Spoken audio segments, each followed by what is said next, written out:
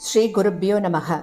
குருர் பிரம்மா குருர் விஷ்ணுர் குருர் தேவோ மகேஸ்வரக குரு சாட்சாத் பரம் பிரம்ம தஸ்மை ஸ்ரீ குரவே நமக. சதாசிவசமாரம்பாம் சங்கராச்சாரிய மத்தியமாம் அஸ்மதாச்சாரிய பர்யந்தாம் வந்தே குரு பரம்பராம். குரவே சர்வலோகானாம் விஷஜே பவரோகிணாம் நிதயே சர்வவித்யானாம் தட்சிணாமூர்த்தயே நமக. ஸ்ருதிஸ்மிருதிபுராணானாம் ஆலயம் கருணாலயம் நமாமி பகவத்பாதம் சங்கரம் லோகசங்கரம். सदात्मध्याननिरतं विषयेभ्यः पराङ्मुखं नौमि शास्त्रेषु निष्णातं चन्द्रशेखरभारतीं. विवेकिनं मगाप्रज्ञं धैर्यौधार्यक्षमानिधिं सदा अभिनवपूर्वं तं विद्यातीर्थगुरुं भजे.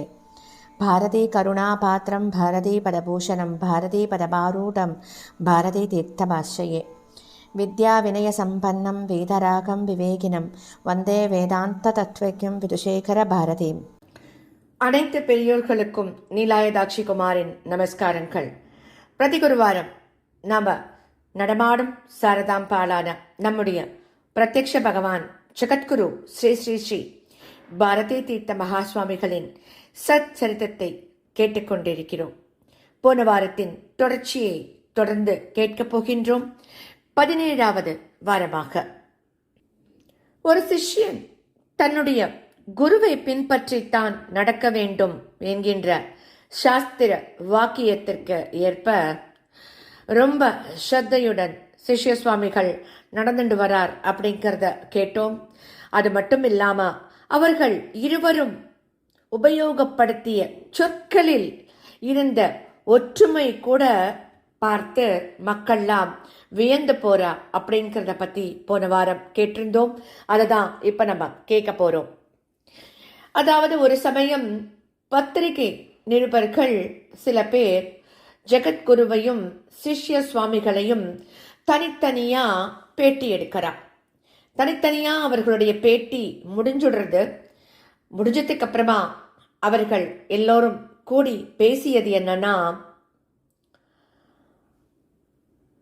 ஆச்சாரியால்கிட்ட சொல்றா, மகா சன்னிதானம்கிட்ட சொல்றாவா, உங்கள் இருவரில் நாங்கள் ஒருவரை மட்டுமே பெட்டி எடுத்திருந்தால் கூட போதுமானதாக இருந்திருக்கும்னு தோன்றது. ஏனென்றால் தாங்கள் இருவரும் பயன்படுத்திய வார்த்தைகளில் கூட வித்தியாசம் இல்லைன்னு சொல்றா. அப்பேற்பட்ட ஜெகத்குருக்கள் தான் நம்முடைய சிங்கேரி ஜெகத்குருக்கள். ஜெகத்குருவுக்கும் சிஷ்யருக்கும் இடையே இருந்த இந்த உறவை கண்டு வியந்த திரு மண்டனமிஸ்ரர் என்கின்ற மேதகு பண்டிதர் ஒரு சமயம் இப்படி சொல்றார். ஆதிசங்கரர் எவ்வாறு இருந்தார், அவருடைய சிஷ்யர்கள் எவ்வாறு இருந்தனர், அவர்களும் இப்படித்தான் இருந்திருப்பார்கள் என்கின்ற முடிவுக்கு நான் வந்துட்டேன் அப்படின்னு சொல்றார். இவாளை பார்த்துட்டோம். 1989 செப்டம்பர் 21 பூரணத்துவத்தின் சிகரமான ஜெகத்குரு ஸ்ரீ அபினவ வித்யாதீர்த்த மகாசுவாமிகள் அவர்கள் கண்மூடி அமர்ந்த நிலையில் தம்முடைய பூத உடலை துறந்து பரம்பொருளில் இரண்டர கலந்து விட்டார். மறுநாளைக்கு ஜெகத்குருவின் திரு உடலை சாஸ்திர முறைப்படி ஒரு குழியில் இட்டு சமாதித்தவத்தின் மேல் சிஷ்ய சுவாமிகள் லிங்கம் ஒன்றை நிறுவி அதை வழிபடுறார். சிஷ்ய சுவாமிகள் தம்முடைய உபன்யாசம் ஒன்றில் என்ன சொல்றார் அப்படின்னா, நம்முடைய குருநாதர் எங்கும் செல்லவில்லை, அவர் நம்முடைய இதயத்தில் தான் வசிக்கிறார். அவரை நாம் ஆழ்ந்து தியானித்தால் அவர் நிச்சயமாக நமக்கு அவருடைய அருட்காட்சியை கொடுப்பார். அவருடைய பெருமைகள் மனிதர்களின் புரிதலுக்கு அப்பாற்பட்டது அப்படின்னு சொல்றார். தன்னுடைய குருநாதரின் பெருமையை பறைசாற்றிய சிஷ்ய சுவாமிகள் எழுதிய தியான ஸ்லோகமும் அஷ்டோத்திர சத நாமாவளியும் பக்தர்களுக்கெல்லாம் வழங்கப்படுறது. 1989 அக்டோபர் மாதம் 11 19ஆம் தேதி அன்று ஸ்ரீ பாரதி தீர்த்த மகா சுவாமிகளுக்கு ஸ்ரீ சிங்கேரி சாரதா பீடத்தின் 36வது ஜெகத்குருவாக பட்டாபிஷேகம் நடத்தப்படுறது. ஸ்ரீ மகா சந்நிதானம் அவர்களை சாரதாம்பாள் கோவிலின் கருவறைக்கு மடத்தோட நிர்வாக தலைவர் பயபக்தியோட வழி நடத்தி அழைச்சிட்டு போறார். ஸ்ரீ மகா சந்நிதானம் அவர்களின் ஒவ்வொரு நாள் பொழுதும் பற்பல அனுஷ்டானங்களும் காரியங்களும் நிரம்பியதாகத்தான் இருக்கும். அதிகாலை 4 மணிக்கு முன்னாடியே ஸ்நானம் செஞ்சு தன்னுடைய அனுஷ்டானங்களை எல்லாம் முடிச்சிடுவார். அதற்கு பின்னாடி தம்முடைய குருநாதரின் பாதுகைகளை வணங்கி அவருடைய அதிஷ்டானத்திற்கு சென்று தரிசனம் பண்ணுவார். அதற்கு பின் தனிமையில் சிறிது நேரம் சாஸ்திரங்களில் மூழ்கி ஆனந்தம் அடைஞ்சிப்பார். கார்த்தால 10:30 மணி அளவில் பக்தாளுக்கெல்லாம் தரிசனம் கொடுப்பார். அவர்களுடன் உரையாடி அவர்களை ஆசீர்வாதம் பண்ணுவார். ஒவ்வொரு வெள்ளிக்கிழமையும் அவர் மடத்தில் உள்ள ஆலயங்களுக்கு அத்தனை ஆலயங்களுக்கும் சென்று தரிசனம் பண்ணுவார். பிரத்யேகமாக அவர் சாரதாம்பாளின் சன்னதியில ரொம்ப நேரம், அதிக நேரம் செலவிடுவார். அதற்கு பிறகு மதியம் 12:30 மணி அளவில் 2ஆம் முறை ஸ்நானம் நடக்கும். 2ஆம் முறை ஸ்நானம் முடிஞ்சு மதிய அனுஷ்டானங்களை அதெல்லாம் முடிச்சதுக்கு அப்புறம்தான் பிக்ஷையை ஏற்றுப்பார். மாலை 5:30 மணிக்கு பொது தரிசனம் கொடுப்பார் மக்களுக்கெல்லாம். அதற்கு பிறகு மகா சன்னிதானம் மீண்டும் ஸ்நானம் செய்து மாலை அனுஷ்டானங்கள் எல்லாம் ஈடுபடுவார். விசேஷ தினங்கள்ல பக்தாளுக்கெல்லாம் அருளுரையும் கொடுப்பார்.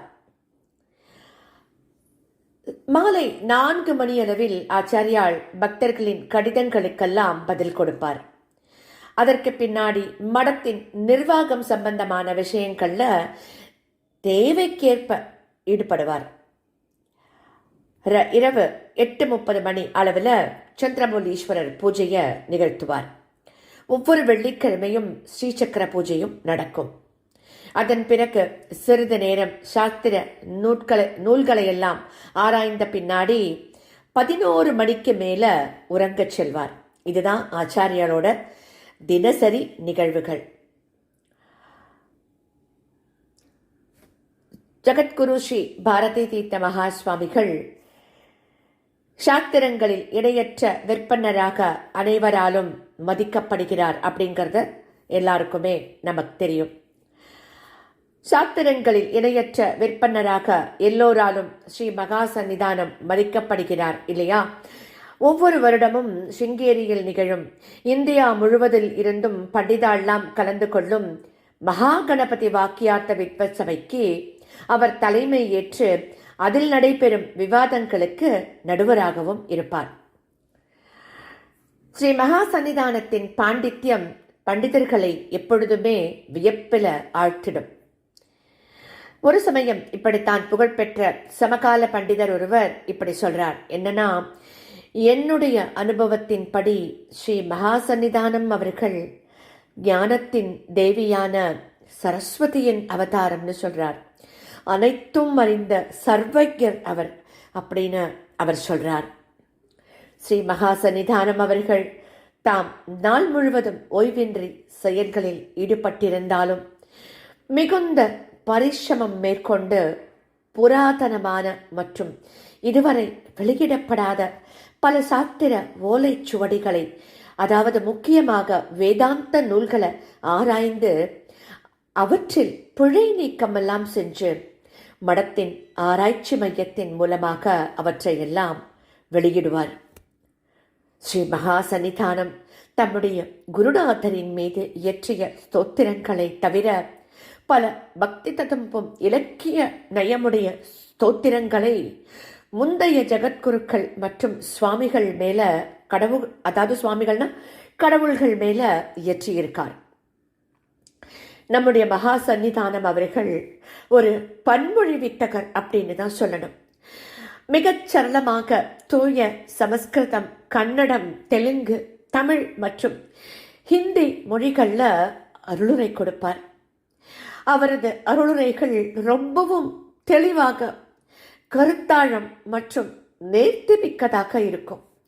அவருடைய நிகரில்லா புலமையும் வியத்தகு நினைவாற்றலையும் நமக்கு அவை பறைசாற்றுகின்றன அப்படின்னு தான் சொல்லணும். நம்முடைய ஆச்சாரியால் நியாய மற்றும் வேதாந்த சாஸ்திரங்களை பலமுறை பல பேருக்கு கற்பித்திருக்கிறார். ஒவ்வொரு சாஸ்திரத்தையும் ஒரு முறை கற்பிக்கவே பல வருடங்களாகும். விஜய யாத்திரைகளின் போதெல்லாம் நேரம் கிடைப்பது அப்படிங்கிறது ரொம்பவும் கஷ்டமான ஒரு நிகழ்வு. ஆனாலும் அந்த சமயத்திலும் அவர் வகுப்புகளை தவறாமல் குறித்த நேரத்தில் நடத்துவார். சாஸ்திர பாடங்களை கற்பிப்பதற்கு அவர் அளிக்கும் முக்கியத்துவம் அப்பேற்பட்டது. ஸ்ரீ மகா சன்னிதானம் அவர்கள் மிக கடினமான எந்த ஒரு கட்டுரையையும் எடுத்து அதை அனாயாசமா துல்லியமாக மொழிபெயர்த்து ரொம்பவும் சரளமாக விளக்கும் வியத்தகு திறமை கொண்டவர். கேட்பவர்களுக்கு அவர் புத்தகத்தில் இருப்பதைத்தான் படிக்கிறாரோ அப்படிங்கிற எண்ணம் கூட தோன்றும். அப்பேற்பட்ட பெருமை வாய்ந்தவர் நம்முடைய குருநாதர்.